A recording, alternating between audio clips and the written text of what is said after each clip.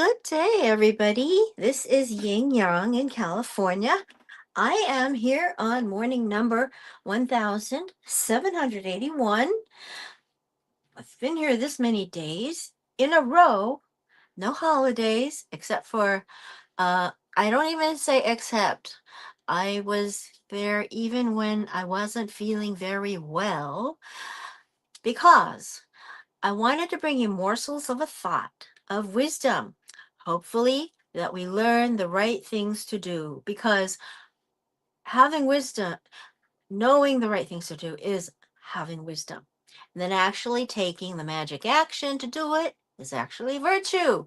So we're bringing more virtue into the world with morsels of a thought, of wisdom from other people, not from me, since I'm not that wise.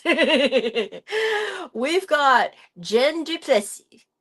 We are reading the end of her book, Launch: how to take your business to new heights. And we're on page 213. This is chapter 7, part 3, Stepping Stone to a Secure Future. Put something down here. All right. The big idea is use your mortgage lending career as a stepping stone to a secure financial future by investing in real property. That means land and buildings. So I'll read it again. The big idea is use your mortgage lending career as a stepping stone to a secure financial future by investing in real property. Now, we have also mapped this onto our real lives, regardless of whether we are actually mortgage lending officers. Okay, so we are going to look at analogous behaviors that we can do because those are successful thoughts and behaviors. Jim Rohn said, and she quotes Jim Rohn, "We all need lots of powerful long-range goals to help us get past the short-term obstacles." Now, Jen du Plessis says, "Do you see mortgage lending as a lifelong career? I truly hope so. I hope you can build a career that has staying power for 25, 30, or more years. While I believe a long-term career in this industry will give you financial success, what I wish for you is long-term financial independence. And for that, you need to think outside of day-to-day lending and investigate long-term investments. What do I mean by financial independence? Well, one way to look at it is this. If you can walk away from your mortgage practice today and still have enough income coming in to live in your current lifestyle, you're financially independent. Your mortgage practice can be a stepping stone to investments that deliver passive income streams to you now and for the long term. We don't have a we don't have pension plans or retirement income in this industry, so it's up to us to create a secure future for ourselves, rather than just focus on transactions month after month, wondering whether your next paycheck is wondering where your next paycheck is going to come from. I believe you can use the money you're earning today to create wealth for your future. Practice what you preach. As you know, I do a lot of teaching, especially for real estate agents. I'm continually amazed at how many agents own just one house. They don't own 2 or 5 or 10 or more properties. They own one house. It's amazing to me that someone who is selling real estate can tell someone that this is a fantastic time to buy or sell, and yet they're not buying the product. To me, that's preposterous. It's just like someone selling Mary Kay cosmetics and saying, "Well, these are fantastic cosmetics. I don't use them, but you should buy them. Instead, I use Estee Lauder." Isn't it crazy though? There was a man who actually tried to sell me an investment. He actually asked me, "How much do you have? A million?" Or because I dressed nicely. And so he asked if I had a million. And I'm just like, I didn't even have 100 in my bank account, for God's sake, at that time. And he said, "I haven't bought this yet, but," and then that told totally turned me off to his pitch because I was thinking he wants me to risk my money, but he will not do the same thing. So that means he doesn't believe in it. That means he's lying to me. To me, that's how it seemed. Okay, now this is the example. Here is the example that she uses, the author Jen Duplessis uses. I don't use them, but you should buy them. I use Estee Lauder. You know, it's crazy. There is some kind of company. What is the name of that company that sells products? And a CFO lived across from me. We talked, and she said, "Oh, I use Mac." Oh my gosh! So I'm thinking, I'm buying her product, but she's using a different product. That was one of those things in your life that seem out of balance. That's something that's out of balance in your life if you don't think about it clearly. All right. Think that sounds crazy, said the Jen Duplessis author. Think that sounds crazy? Guess what? It may be just as crazy on our part too if you're not investing in real estate. I have found that many of us in mortgage lending don't have more than one property either. Why don't you own more than one property? Do you practice what you preach? Daily as a lender, you tell clients that mortgage rates are great. It's a great time to buy, and so much wealth can be gained by owning real estate. Yet, why aren't you buying more real estate? Don't you believe in the product you are selling? There is another part to this. I hear a lot of people talk about making a lot of money, says the author, but what are they doing with it? Is your money working for you, or are you working just to have money? I can't tell you how many times I have been to conferences and business mixers with other mortgage people who brag about what they have or show off a $10,000 watch. Are you kidding me? That money, and this is just my opinion, but that 10,000 could be the closing costs for a rental property. That money could be the down payment for a rental property that brings in income for years and years to come. And that's not even taking into consideration the appreciation of the property. We are reading from Jen Duplessis's book, Launch: How to Take Your Business to New Heights. She has a foreword by Michael J. Maher, Maher, who wrote The Seven Levels of Communication. I keep looking back because we're reading the end of her book and the epilogue today. Your role, says the author, is to be a strategic financial planner to your role is to be a strategic financial partner to your clients. And yet with the knowledge and expertise you have, you may not be doing as much as you should for yourself. Now, if I'm preaching to the choir, fantastic. Congratulations to you because you've figured it out. But if you haven't bought that first rental property, it's time to get on the ball. Take action. Put a plan in place to sustain your income when you eventually leave lending. Additionally, it's crucial for you to, one, save money on your 401k, your Roth IRA, whatever your financial advisor recommends and you agree to. Then, two, start investing and buying properties. We chase the deal all our lives. Wouldn't it be nice to go out to the mailbox and have income coming in when you're out of lending, or to supplement lending when you go through good and bad times? You know, we all have rolling hills. There are times when our income is a little higher, times when it's a little lower. There's not a one of us that closes the exact same number of loans every single month. It's incredibly important to have supplemental passive income. Jen's Jots.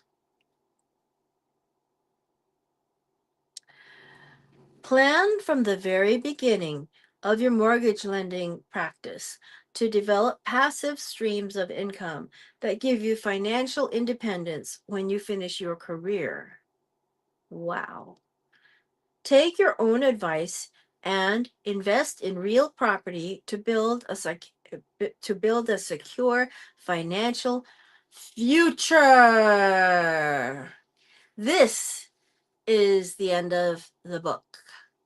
This is the end of the book. I will read again, Jen's Jots. Plan from the very beginning of your mortgage lending practice to develop passive streams of income that give you financial independence when you finish your career. In other words, she's saying that when you walk away, you should be able to live on what you've got because your income is still coming in from rental properties. Take your own advice, she says, and invest in real property to build a secure financial future. Now, you don't have to buy only residential properties, you can buy commercial properties. Now, I say this out of watching other people. I myself am reading this book to you because she's got this wisdom for you. For myself, I have to go and find below market rate housing and get a loan for it.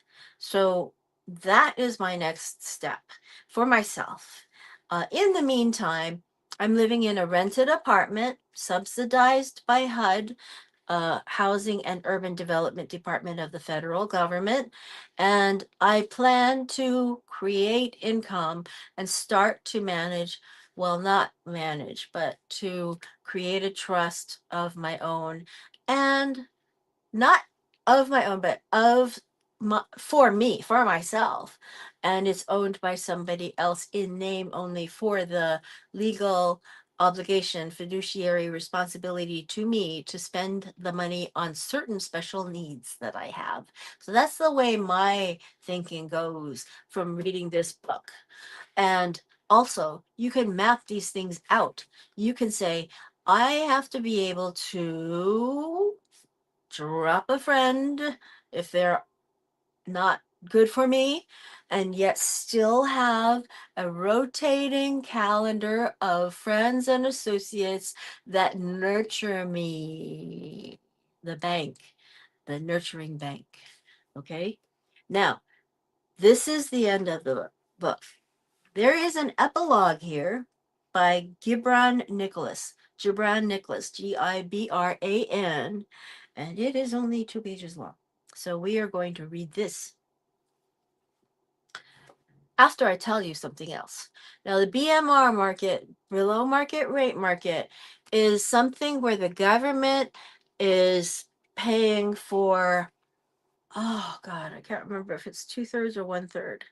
But you pay about 2/3 or 1/3, and the government subsidizes the rest if you're in the program to own a house that's below market rate. It's a house that, for example, would be purchased for a certain amount, and the person that's going to live in it and own it is paying that percentage of the price. And Housing and Urban Development, which is HUD, pays for the remainder of that price. I think it's 1/3 and 2/3, or 2/3 and 1/3, something like that. Anyway, uh, I have seen somebody get into that program, but jump out of it. And I don't know much about it, but I'm going to go look into that. All right, so here's the epilogue by Gibran Nicholas. I don't know if it's Gibran or Gibran. Gibran. Jen's energy is contagious, and her passion for life and people is truly an inspiration. That's a lot to say for someone who's been tossed and turned by life and career in the way that she has been. I think that's what makes her story so compelling. We can all identify with her ups and downs, and yet we can also see ourselves emerging triumphant through it all. That's why the lessons you've read in this book are so incredibly valuable. They are not theoretical, they are practical, and they've been tested in the real world. So think of it this way: if you've been using this book to map onto your own social life, yes, she's got theories that are tested in the real world, and you can use them in your real life as a social butterfly. Anyway, back to this author. This Gibran Nicholas. This book was not written by an academic in an ivory tower. It was written by a practitioner who's in the trenches every day. The ideas are not big picture, quote unquote, and the words are not cliches. They are at once strategic, tactical, and filled with meaning.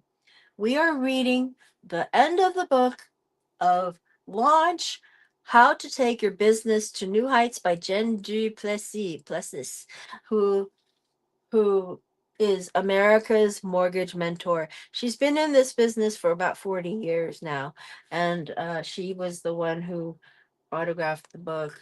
One of those books I'll show you later. Okay, for example, says Gibran Nicholas, when Jen talks about teams and time management, I've actually seen her system humming along in full swing. When we were traveling the country together on a speaking tour not too long ago, she was out of her office for weeks at a time.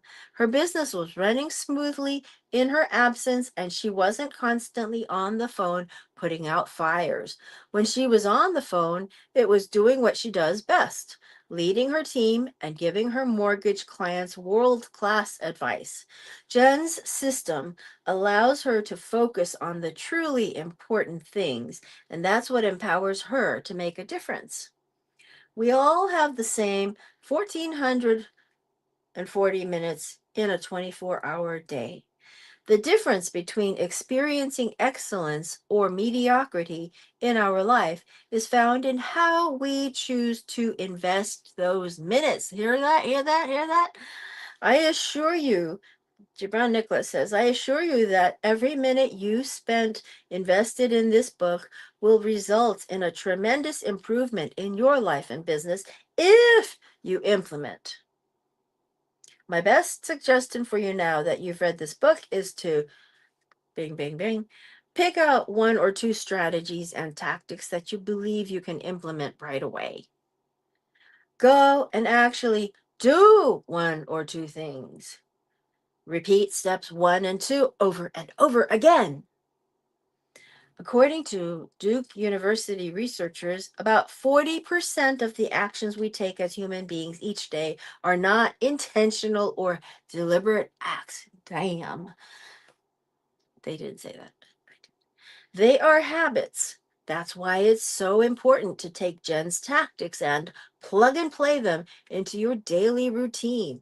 Pick the ones that really speak to you. For example, if you feel like the urgent items in your life and business are enslaving you at the expense of the important, reread section 3 of this book. If you feel like you're struggling for business when you shouldn't be, go back to section 2 of this book. In all cases, enjoy the read because Jen's personality is super fun. One more thing.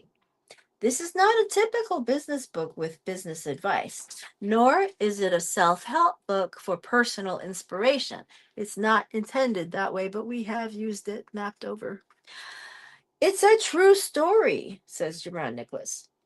An unfolding drama, a gripping thriller starring you as the hero and main character. The ending is not yet written. That's your part. The whole point of Jen's message is that you can have a successful business and a successful family and a fulfilling, happy, and meaningful life. This book contains the story of a remarkable woman who beat remarkable odds to live a remarkable life. That's Hey, John Clark, are you there? Oh my gosh, it's not a replay. I'm actually doing it right now. John Clark, I see you there. Okay, a fulfilling, happy, and meaningful life. This book contains the story of a remarkable woman who beat remarkable odds to live a remarkable life. That's your story too, but only if you launch and take action. Jen's hope, and mine as well, is that one day soon we'll find ourselves sitting around a table with you, drinking a fine Italian wine and toasting your remarkable journey. Until then, buckle your seatbelt or snuggle up in bed and have a very enjoyable and impactful reading experience.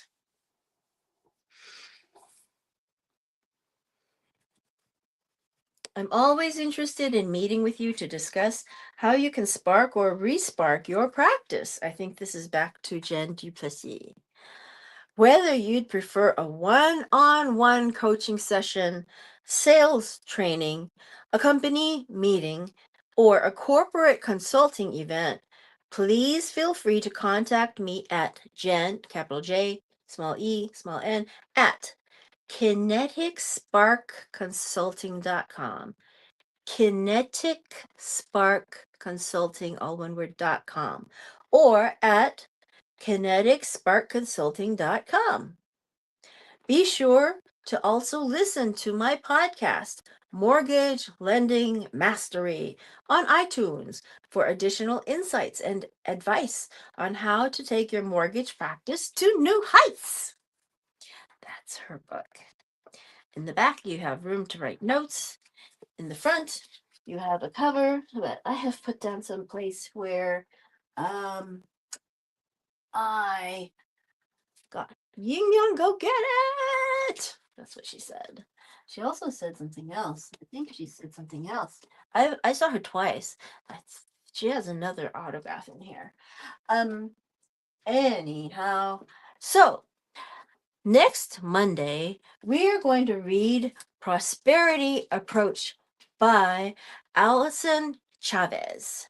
AllysonChavez, which is also a #1 bestseller. And it's called The Prosperity Approach, the simple formula to ultimate prosperity. Making money on Mondays. Let's do that. Okay, I'll read you a little bit of this. This book is thin, but it is $15.95 because of the contents value. Okay, ISBN 9781979654463. Do it again, 9781979654463. There you go. That's the ISBN for it. Okay, well, we got to the end of a book. It took us quite a few weeks. I like to do a book a day that is a different book every day, with the exception of Tuesdays and Thursdays, which are the rules days. TR Thursday, TR Tuesday. I see John Clark here. I see him here. That's great. Tom Krebs, hello. Gina Potoff, hello. And Liz Rose Cantara. And I can't see the comment. I wish I could. Show comments on stage. Let me see if that works. Let's see. I don't see it. But well, we'll see. We'll see if it shows up. Anyway, we have done morning number 1781. And what you got was a synopsis of lunch. Jen Plessis' life. She said, "To your success, Lady Jen," she said, "Ying, okay to read for morsels of a thought, which we have done." Yay. So then we're going to go on to Prosperity Approach next week. Looking forward to that. I'm gonna have to do something about this. And we will talk to you again later. Okay?